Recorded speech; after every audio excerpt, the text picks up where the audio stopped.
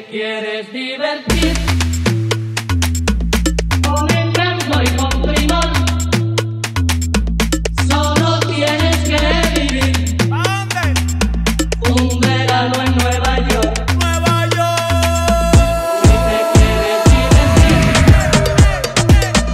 con encanto y con primor, ¿Pero qué es esto?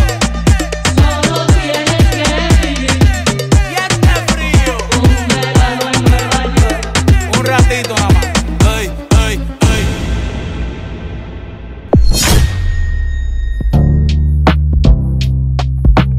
Bonjour, nous sommes aujourd'hui avec Anaïs Janvier. Bonjour. Donc nous allons présenter le domaine de la vallée, au Morne Rouge, Oui. où aussi il y a la maison de la vanille, donc avec les productions de vanille qui sont derrière moi. Alors, le domaine de la vallée, c'est une exploitation agricole qui existe déjà depuis 23 ans. Notre but, c'est vraiment de donner à manger les produits de l'exploitation. Donc, plus de 80% de ce que nous avons à travers notre restaurant va provenir de l'exploitation. Donc c'est 100% bio. C'est 100% bio, effectivement. Nous sommes certifiés bio EcoCert depuis 2017. Et notre but, vraiment, c'est d'aller, de montrer les produits pays et de les travailler différemment. Voilà. D'accord. Donc du coup, en plus de ça, vous avez aussi d'autres activités en plus de l'exploitation agricole. Exactement. Donc autour de l'agriculture, nous avons une partie hébergement, une partie visite de la ferme aussi et une partie aussi restauration. D'accord, donc du coup, un Martiniquais peut venir ici et en même temps dormir, visiter et pouvoir en plus goûter tout ce qu'il a vu. Exactement, c'est ça le but, sur réservation. Donc vous pouvez venir à la ferme simplement pour passer un séjour au vert. Vous faites ça toute seule ou vous êtes aussi accompagné par d'autres personnes? Oui, effectivement, je suis avec mes parents. Donc voilà, c'est leur exploitation à la base que j'ai repris vraiment il y a 4 ans. Mais ils travaillent encore avec moi, donc j'ai la chance d'avoir mes parents avec moi qui me soutiennent dans le développement de l'exploitation. Et depuis que vos parents ont eu l'exploitation, vous avez aussi d'autres activités ou elles sont restées telles quelles? Alors, il y a des choses qui ont été rajoutées, comme la vanilleraie. Mon père avait quelques vanillés, mais il ne savait pas polliniser les fleurs. Donc, c'est quelque chose que j'ai appris à faire. Et puis, il y a la maison de la vanille qu'on a voulu mettre en place. Pourquoi? C'est pour montrer simplement que la vanille, il y a différentes étapes. Raconter aussi l'histoire de la vanille à la Martinique. Et puis, il y a une partie aussi élevage qui a été rajoutée. Et la boutique aussi qu'on a depuis l'année dernière. D'accord, et donc dans la boutique, on peut acheter quoi? Des produits dérivés, donc de la vanille bien sûr, de l'extrait de vanille, donc des produits à base de vanille, mais aussi des liqueurs et des confitures, des pâtes de légumes, des chips de légumes aussi. D'accord. Donc du coup, vous m'expliquiez qu'avant, c'est vos parents qui avaient l'exploitation? Oui, c'est ça, donc c'est une exploitation que mes parents ont achetée à la fin des années 90 et c'est eux qui ont tout construit. Même le chemin pour arriver jusqu'à ici, il n'y avait rien. Et donc du coup, c'était les précurseurs de l'agrotourisme en Martinique. D'accord, ils ont construit Voilà, les hébergements, même le chemin pour arriver jusqu'à ici, parce qu'on passait du bourg ici? à travers la forêt. Quand on commence le petit sentier qui descend dans la forêt et le chemin pour arriver jusqu'à l'exploitation, il y a un bon bout. Il y a un gros bout. Et puis surtout, ils ont créé un pont pour arriver sur l'exploitation parce qu'on passait à travers la rivière avant. D'accord. Et donc du coup, pour pérenniser ce qu'ils ont fait, j'ai vraiment voulu reprendre après mes études, j'ai vraiment voulu reprendre l'exploitation. Et puis je me suis installée là et puis depuis, j'essaye de la développer avec toujours l'aide de mes parents. D'accord, et vous avez ajouté la vanille notamment, donc tout l'atelier vanille, séchage, la maison de la vanille, la boutique. Et puis j'ai développé un peu l'espace aquaponique et puis rajouté une partie élevage en poules pondeuses. D'accord, justement, qu'est-ce que l'aquaponie? L'aquaponie, c'est en fait l'élevage de poissons en symbiose avec les plantes, c'est-à-dire qu'avec les poissons, on fait pousser des plantes. D'accord. Alors du coup, c'est vraiment le concept d'auto... On est autosuffisant, ça c'est sûr. Merci. Voilà, on est parvenu à l'autosuffisance alimentaire ici. On est autosuffisant en eau également, puisqu'on a la chance d'avoir une source qui jaillit sur notre exploitation, qui sort des artères de l'Apelé. D'accord. Et on est autosuffisant en alimentation et on est aussi autosuffisant en énergie, puisqu'on est sur énergie solaire. D'accord, c'est vraiment le concept de respect de la nature. Exactement, c'est vraiment en symbiose avec la nature. On essaye vraiment de travailler avec ce qu'on a, tout simplement. Voilà. Ouais, on a parlé beaucoup de la vanille, donc du coup, qu'est-ce que l'histoire de la vanille avec la Martinique?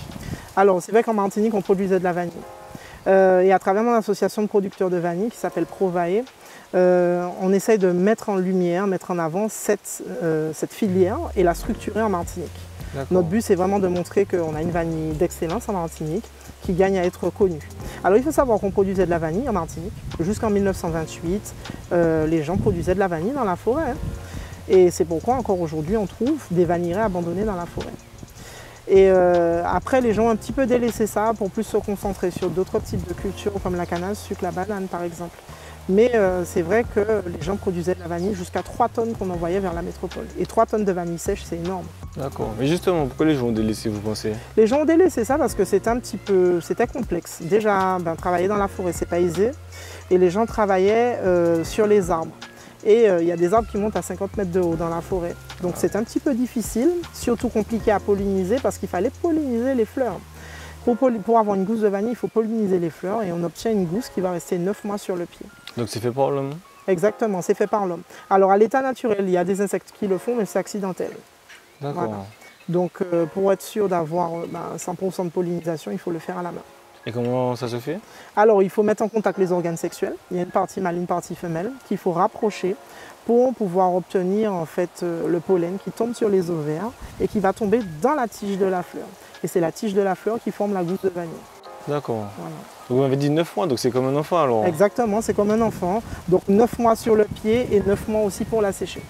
D'accord. Voilà. Donc au niveau du séchage, il y a des étapes précises à faire ou on laisse sécher au soleil pendant 9 mois? Non, il y a plusieurs étapes à faire. Il ne faut surtout pas la laisser assécher, la mettre à sécher 9 mois parce que sinon elle sera toute sèche et cassante. Mais il y a du travail à faire, notamment le massage, qui est une partie très importante sur la vanille. D'accord, donc on masse... Les gousses. Ah d'accord, je ne exactement. savais pas. Oui. Oui. D'accord. Alors voilà les gousses de vanille. Donc ça c'est la vanille à pompona. La vanille pompona, c'est ce qu'on appelle le vanillon ou la vanille banane. Pourquoi? Parce que ça D'accord. ressemble à une banane. Effectivement. Elle est triangulaire et cette vanille-là, elle est utilisée par les parfumeurs. Et voilà, il y a des gens qui produisent ça pour Guerlain par exemple. Elle a de l'héliotropine dedans et elle n'a pas la même odeur que la vanille classique, la vanille bonbon. Et c'est plus fort ou moins fort? Elle est plus forte à mon sens, je la préfère à l'autre, mais c'est chacun selon son goût en fait, hein. Mais elle est aussi utilisée au niveau de la cuisine et les grands chefs aujourd'hui, ils veulent se l'arracher parce que elle sent bon, elle est rare et on ne la voit pas partout, c'est sûr. D'accord. Et au Salon de l'Agriculture à Paris cette année, ils ont ouvert le concours dessus sur la vanille pompona pour la première fois. Donc le grand public va connaître cette vanille qui est difficile à faire parce qu'une fois qu'on pollinise les fleurs, on a des chutes de gousses et les gousses n'arrivent pas à rester sur le pied pendant 9 mois. Ah, c'est pourquoi elle est rare. Voilà. Et donc du coup après ça devient comme ça? Après donc elles vont devenir marron, mais ça c'est une feuille. Ah. Avant qu'elles ne deviennent marron, elles vont devenir jaunes. Quand la vanille est jaune, c'est le signe qu'elle est mûre. Une vanille mûre, c'est une vanille qu'on va récolter et on va mettre à sécher pendant 9 mois. D'accord. Voilà. Oh bah, du coup la pluie vite c'est avec nous, il faut arroser les champs. Exactement, c'est bien parce que la vanille pour pousser elle a besoin de pluie. Par contre pour pouvoir fleurir il lui faut du soleil. Donc c'est une plante qui est assez capricieuse, il lui faut du soleil pour fleurir, mais il lui faut de l'ombrage pour qu'elle puisse croître, pousser tranquillement. D'accord, donc du coup elle sera pas de l'ancienne pelée, ça a beaucoup d'avantages. Oui, ça a quand même pas mal d'avantages puisqu'on a beaucoup de nébulosité ici, il y a quand même pas mal d'ombrage, donc la vanille elle pousse très très bien. Après pour l'ensoleillement, il suffit simplement de la poser sur un tuteur qu'on va mettre en plein soleil comme ici. Donc là on va simplement couper les têtes du tuteur, là ça c'est un dracéna. Ça engrange du soleil sur la vanille. Les feuilles commencent à prendre un coup de chaud, la vanille se dit oh là là je suis en danger. Et comme je suis en danger, il faut que j'assure ma survie. Donc elle va produire des boutons floraux comme ceci. Et avec ces boutons floraux là, donc je viens faire la pollinisation pour obtenir les gousses de vanille. D'accord. Enfin les boutons floraux, les fleurs. Ah d'accord. Voilà, celle-ci sera ouverte demain, celle-ci j'ai déjà pollinisé, celle-ci aussi. Comment est-ce que je sais que j'ai réussi ma pollinisation? C'est que la fleur, elle reste au bout de la tige. Et la tige va s'allonger pendant 8 semaines. Et après, donc, je vais récolter la vanille 7 mois après. Donc ça fait 9 mois de séchage et d'affinage en tout. D'accord. 9 mois en tout cas 9 mois sur le pied.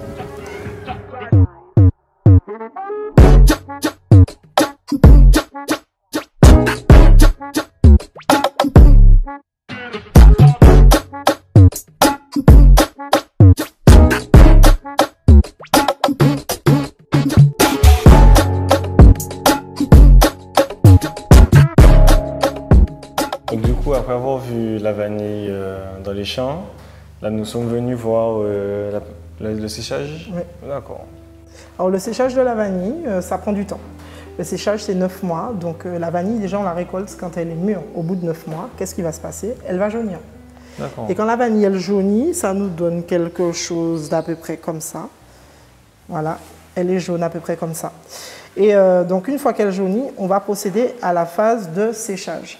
Le séchage prend énormément de temps, parce que le séchage, c'est 9 mois. Mais pour obtenir une gousse de vanille entière, une gousse de vanille comme ça, bien, en fait, non fondue, hein, je parle, il faut mortifier la gousse.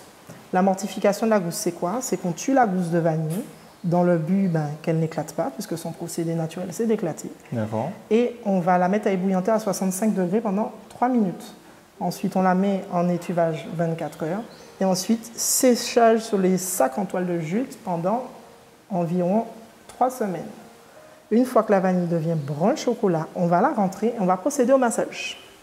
Le massage, c'est quoi? Eh bien, c'est masser les gousses comme ça, de manière à faire ressortir l'eau qui est responsable du développement des moisissures, donc qui fait que la vanille moisit. D'accord. Et aussi faire ressortir l'huile qui garantit la souplesse de la gousse. Et aussi faire éclater le parfum dans toute la gousse, tout simplement. Et du coup, vous gardez l'huile après? L'huile va rester sur la gousse elle-même, puisqu'il D'accord. faut que l'huile reste dessus de manière à ce que la gousse se conserve dans le temps. Et après, une fois qu'on a fait ça, on va obtenir une gousse comme ça. Donc entre ça et ça, vous voyez, il y a une différence. D'accord. Ouais, donc il y a vraiment plusieurs étapes à faire en 9 mois. Exactement. Et une fois qu'on arrive à cette étape-là, elle n'est pas encore finie. Il faut la mettre à fermenter pendant encore 6 mois. D'accord. Ah oui, Voilà. c'est très long en fait. C'est très très long parce qu'en fait, pour que le parfum ressorte bien, il faut la phase de fermentation. Donc ça, c'est pour la technique d'ébouillantage. Mais moi, avec les membres de mon association, j'ai pris le pari de me dire que là, cette année, je ne vais pas faire trop d'ébouillantage. Donc j'ai ébouillanté quelques gousses, mais en fait, en vrai, moi, ce que je veux, c'est ça. Je veux une gousse fendue sur le pied. Ça, ce sont les gousses qui sont mûres sur pied. C'est ce que les Aztèques et les Incas appelaient la fleur noire. Donc ils faisaient le breuvage des dieux avec du chocolat, enfin du cacao, du piment et du maïs, avec la vanille. Et du coup, cette vanille-là, c'est la meilleure en termes de parfum et en termes de goût. Tous les producteurs de vanille vous le diront. Le seul truc, c'est qu'elle est fendue. Donc les gens se disent, comme elle est fendue, je ne veux pas l'acheter. Mais en fait, quand on regarde bien, toutes les graines sont à l'intérieur. Ah oui, effectivement. Il y a toutes les graines sont à l'intérieur. Donc au final, c'est la meilleure. C'est la meilleure. Et elle a plus de 3% de vanilline et c'est elle qui va cristalliser au final. Ce que je vais vous montrer, c'est ce qu'on appelle la vanille givrée.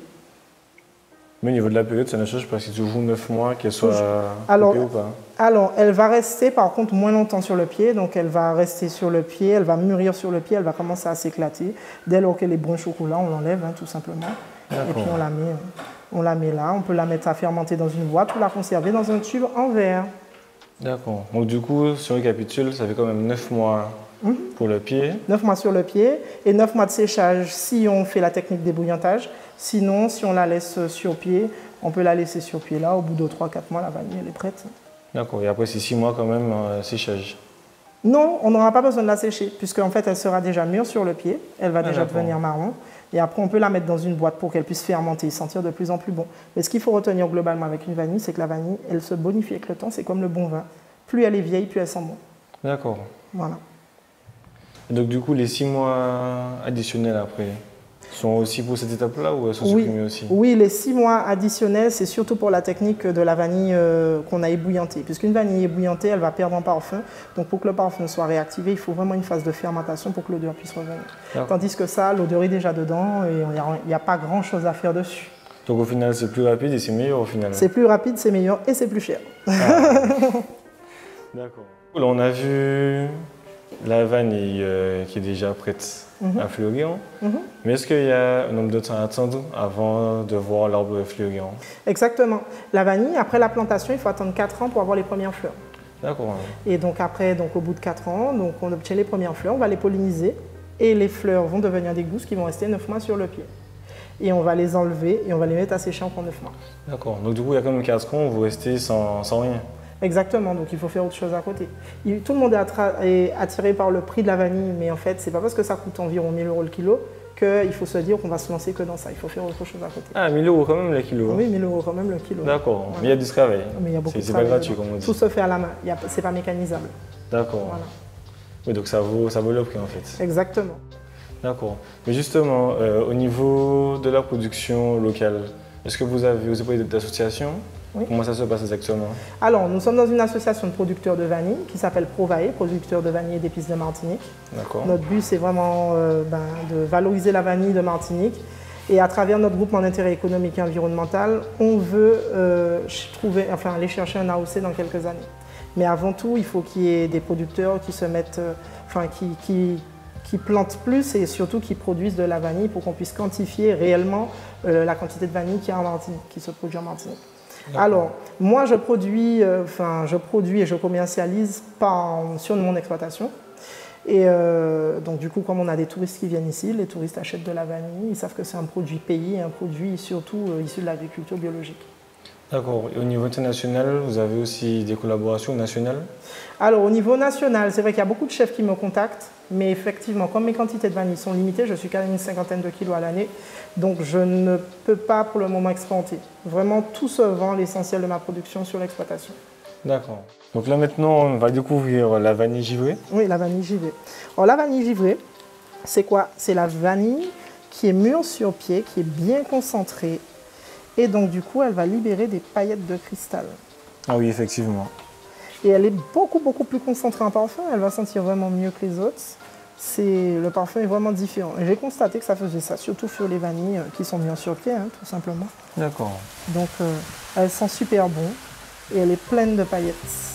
Et les grands chefs utilisent ça, ils mettent les éclats avec la pince à épiler sur les desserts. On peut utiliser aussi les graines qu'il y a à l'intérieur et aussi la gousse. D'accord. Donc voilà pour la vanille givrée. Tu peux sentir? Oui. Effectivement, l'odeur est forte. Hein. Et du coup, la vanille givrée, les paillettes dessus, c'est fait par l'homme ou c'est naturel? C'est naturel en fait. Parce qu'en fait, il faut savoir que la vanille, il y a quand même un peu de sucre dedans.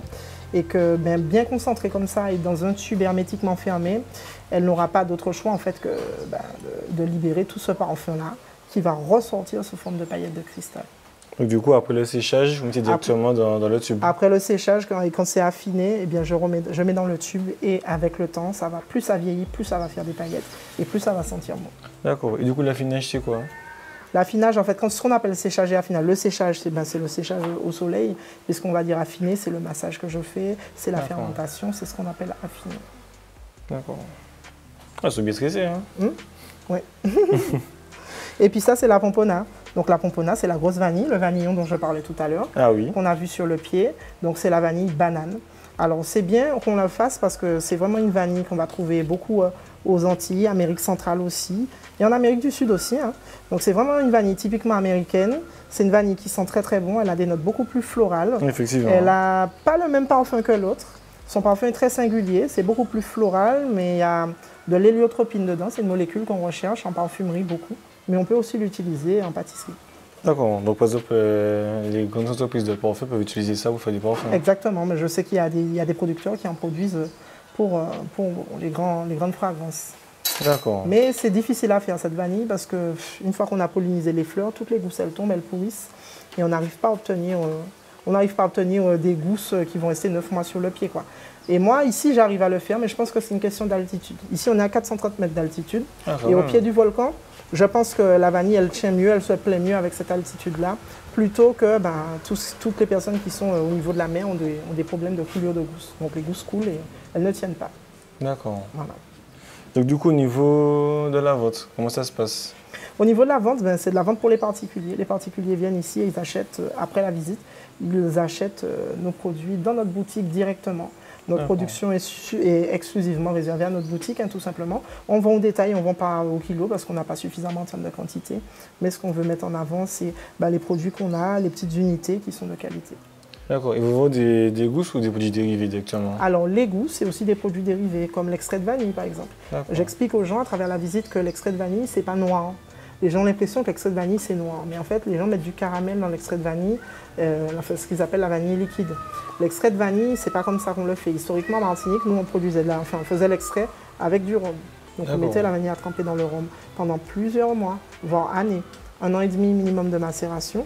Et donc, du coup, on obtient une liqueur vanille qu'on va pouvoir poser dans les desserts. Par exemple, si on met dans un gâteau ou dans une pâte à crêpes, en cuisant, l'alcool s'évapore et c'est l'odeur de vanille qui reste. Donc voilà, c'est ce qu'on veut mettre en avant. Mais il faut faire attention parce que La vanille, c'est la deuxième épice la plus chère du monde après le safran. Et effectivement, comme c'est très cher, il y a beaucoup d'arnaques dessus. Ouais, d'accord. Du coup, vous avez des pains parce on les entend? Oui, beaucoup de paons aussi, c'est une particularité du site, hein. Il y a beaucoup de paons, donc ils sont là pour charmer les femelles, c'est la saison des amours. Donc il fait la parade nuptiale pour attirer la femelle, qui ne semble pas très intéressée. Ouais. Mais voilà, il fait tout ça pour la séduire et qu'elle puisse aller pondre puisqu'on est dans la période de ponte. Voilà. D'accord. Donc du coup, si les gens viennent ici, en plus de la vanille, ils verront aussi des pains. Ils verront aussi des paons, mais ils verront pas que ça, ils verront aussi des poules qui font des œufs bleus, des œufs verts, des œufs marron chocolat. Ah, Parce que d'accord. voilà, c'est très particulier. Mais en reprenant l'exploitation, j'ai voulu aller là où les gens ne voulaient pas aller, enfin là où tout le monde ne va pas du moins. Et moi, mes poules font des œufs marron chocolat, des œufs bleus, des œufs verts. C'est un petit peu la particularité aussi du site. Et puis toute la partie aquaponique et puis aussi les arbres fruitiers qu'on a, parce qu'on a planté des arbres fruitiers assez insolites comme le caca de chat, un fruit qui sent le caca de chat, Ah bon? mais qui est très bon, mais Ah. ça sent vraiment le caca de chat. Après, il y a aussi ce qu'on appelle le salac, le fruit du serpent, qui a un goût d'ananas, mais qui ressemble à un serpent avec plein d'écailles dessus. D'accord. Plusieurs palmiers aussi, comme le palmier parépou, qui est originaire de Guyane. On a aussi de la chachaïrou, du ramboutan, du mangoustan, pas mal de fruits un peu Endémique? qui viennent d'ailleurs, mais pour ceux qui sont vraiment endémiques, on a voulu mettre en avant surtout l'abricot pays, le mamé, Ah oui. et on a voulu mettre en avant aussi le mamin, donc qu'on appelle le corosol sauvage, la nona glabra, qui est un fruit qui va pousser dans les endroits très humides, dans les mangroves notamment. D'accord. Et c'est un super fruit. Et c'est ça qui est bien, c'est remettre en avant les fruits locaux qu'on a ici, les fruits endémiques de Martinique. Lors de votre visite, vous montrez tout ça aux visiteurs, hein? Exactement. Les gens vont découvrir ça. Et puis c'est interactif aussi. Les gens vont goûter aussi. On est D'accord. là, on ne s'arrête pas là. On va goûter le fruit. S'il y a un fruit dans l'arbre qui est mûr, on épluche, on mange. D'accord. Et là, c'est ça qui est intéressant. Le côté pédagogique aussi, ça c'est important. La transmission aussi, c'est important. C'est ce qu'on veut faire. Ici, on est labellisé Bienvenue à la ferme, mais surtout, on est ferme pédagogique. On reçoit des scolaires. Et les scolaires, en venant ici, on leur fait découvrir l'exploitation. Et je me rends compte que les enfants, la dernière fois, je leur montre une Christophine, ils me disent « Madame, c'est une poire. » Ah. C'est très, très grave. C'est-à-dire Oui. que c'est dire qu'aujourd'hui, il n'y a pas de travail qui est fait, même ni au niveau des écoles, ni au niveau du cercle familial, pour expliquer aux enfants ce que c'est qu'une Christophine. Je leur ai monté un abricot pays. La dernière fois, ils me disent « Madame, c'est un avocat. » Voilà. D'accord. Donc il y a quand même un souci à ce niveau-là. Il faut travailler sur ça, expliquer aux enfants, être curieux simplement et puis aller dans la nature, ne pas aller qu'à la plage. La plage c'est bien, mais qu'on aille, qu'on découvre notre environnement. On est sur un petit territoire de 1100 km², il faut pouvoir expliquer ce qu'on fait, comment on mange et les vertus médicinales des plantes. Même les Martiniquais, il y a plein de choses qu'ils ne connaissent pas, qui sont comestibles. Quand on fait une petite balade en forêt, je peux vous dire que telle plante se mange, telle fleur ça se mange. La Christophine, par exemple, les gens ne le savent pas, mais ça fait une patate. Les gens mangent que la Christophine, mais la Christophine fait aussi des patates dans le sol. On peut manger les feuilles de Christophine. On peut manger aussi les fleurs de bégonia qu'on voit dans la forêt. On peut utiliser les feuilles pour manger aussi en soupe verte. Ça remplace l'épinard. On peut faire plein de choses. Et du coup, tout ça, vous le faites dans votre restaurant? Justement. Exactement. Tout ça, ça va dans le restaurant. Comme ça, la boucle est bouclée et on est vraiment directement du jardin à l'assiette. D'accord. Mais justement, donc vous avez un vrai travail de transmission qui est fait. Mais est-ce que par la suite, les jeunes eux-mêmes reviennent pour participer à la production? Oui, alors c'est vrai que je suis beaucoup approchée au niveau des CFPPA. Donc il y a des jeunes qui sont apprentis, qui veulent faire leur stage ici ou qui veulent en savoir plus sur la vanille aussi parce que c'est un sujet qui intéresse beaucoup les gens. Les gens sont intéressés par la vanille parce qu'on a tous une histoire avec la vanille. Quand on était petit, on allait, je ne sais pas, faire un gâteau avec grand-maman, etc. Donc ça nous rappelle vraiment notre enfance, la vanille. Et donc du coup, les gens vraiment ont envie de se lancer là-dedans. Je constate qu'il y a un vrai engouement pour la vanille, mais pour toutes les cultures anciennes, comme le cacao aussi, le café aussi. Toutes ces cultures qu'on fait à la main. D'accord. Et donc du coup, au niveau de la boutique, vous avez dit qu'il y avait des produits dérivés de la vanille, et aussi des gousses de vanille. Exactement. Est-ce que les gens peuvent avoir une initiation à la vanille? Exactement. Alors, il y a beaucoup de personnes qui me demandent ça. C'est vrai qu'avec mon association, on travaille en partenariat avec la Chambre d'agriculture qui fait des fois des matinées techniques chez moi. Donc, c'est surtout à destination des professionnels dans un premier temps. Mais c'est vrai qu'il y a des gens qui me demandent de plus en plus à être formés sur la vanille. Alors j'explique, hein, je peux expliquer aux gens. Même je vois beaucoup de gens intéressés pendant la visite, je leur explique comment est-ce qu'on pollinise, comment est-ce qu'on met les vanilles à sécher, comment est-ce qu'on... Voilà, j'explique toutes les différentes étapes pour le séchage notamment. Et voilà, ça draine de plus en plus de personnes. Mais c'est vrai que les gens me demandent carrément de faire des formations pour eux. Donc finalement ici, si on peut visiter, on peut avoir des petites connaissances, parce qu'on n'aura jamais tout d'un coup, sur la vanille, sur aussi des fruits endémiques de la Martinique et aussi d'autres types d'agriculture. Donc ici, c'est vraiment un retour aux sources, c'est vraiment apprendre à faire de l'agriculture en respectant la nature surtout. Exactement, c'est ça. Et puis surtout un lieu d'échange, hein, tout simplement. Oui, aussi. Échanger aussi, parce que c'est intéressant d'échanger. Je vois qu'il y a des gens aussi qui ont des vanilles chez eux, qui me disent un peu, qui me parlent de leur façon de sécher, etc. Donc c'est un lieu vraiment d'échange, puisque c'est des échanges qu'on devient de plus en plus riches et qu'on a plus de connaissances. Donc ça c'est ça, et puis surtout la mise en avant du patrimoine aussi, puisqu'on a un petit musée aussi avec la reconstitution d'une case ancienne. Les gens aussi, mes parents ont voulu mettre ça en avant quand ils ont créé l'exploitation, allier terroir et patrimoine. D'accord, voilà. Mais justement à l'entrée du site, il me semble qu'il y a un cheval-bois. Il n'y en a plus que 3 en Martinique. D'accord. Et donc dont un ici. Voilà, exactement. D'accord. Voilà. Et en parlant d'échange, est-ce que justement il y a un échange qui est fait entre les différents territoires qui produisent de la vanille? Complètement. Alors déjà, donc avec la Chambre d'agriculture, il y a un intervenant qui vient nous former, qui est venu former les agriculteurs ici, qui s'appelle Cédric Coutelier, qui est le président de la Fédération des vanilles françaises. D'accord. Donc c'est le président. Moi, je suis la représentante pour la Martinique dans cette association. Et du coup, il y a pas mal d'échanges qui sont faits. Moi-même aussi, je suis amenée à partir en Guyane souvent et j'ai des amis producteurs là-bas. Donc vraiment, notre but, c'est vraiment pas de se concurrencer, de rentrer en concurrence avec ni la Réunion, ni un tel, non, mais au contraire qu'on puisse s'associer et qu'on montre que les vanilles françaises, ce sont de bonnes vanilles, tout simplement. Et chacun a son terroir, chacun a sa particularité, sa singularité en termes de propriété organoleptique, en termes de goût, en termes de plein de choses. Mais quel territoire produit de la vanille en France, à part la Martinique et la Guyane du coup? Alors au sein de la Fédération des vanilles françaises, ça regroupe Wallis et Futuna. On a Tahiti, dans la Nouvelle-Calédonie, il y a Mayotte, il y a la Réunion, il y a la Martinique, du coup, la Guadeloupe et la Guyane. Et donc chaque territoire est différent et chaque vanille aussi aura une odeur différente. Et chacun aussi a sa technique de séchage. D'accord, donc finalement les outre-mer se sont alliés pour mettre en commun leur savoir-faire. Hein. Oui, mais pas que, parce que dans la fédération aussi, il y a la Bretagne qui s'est mise aussi à faire de la vanille. D'accord. Et je sais aussi qu'à Lyon aussi, ils produisent de la vanille sous serre, hein, bien sûr, puisque comme c'est un climat tropical dont la vanille a besoin pour pousser. Mais c'est vrai que, voilà. Ça c'est étonnant. Hein. Oui, c'est étonnant, mais voilà. On accepte tout le monde. Hein, nous, ce qu'on veut, c'est mettre en avant la vanille de France, hein, tout simplement. D'accord. Voilà. Donc du coup, merci beaucoup de nous avoir reçus. Oui, merci, c'est moi. Donc au domaine de la Velle, on le rappelle, on peut venir pour visiter, pour dormir, mais aussi manger sur demande. Exactement. Et aussi, on peut apprendre des choses sur le terroir martiniquais, mais aussi sur la vanille plus précisément, où il y a la maison de la vanille qui est juste à côté de moi. Et on peut aussi rencontrer Madame Anaïs Jovier, qui nous a bien reçus aujourd'hui et nous a parlé de la vanille. Voilà. Merci beaucoup à vous et puis on vous attend nombreux. Merci, au revoir. Au revoir.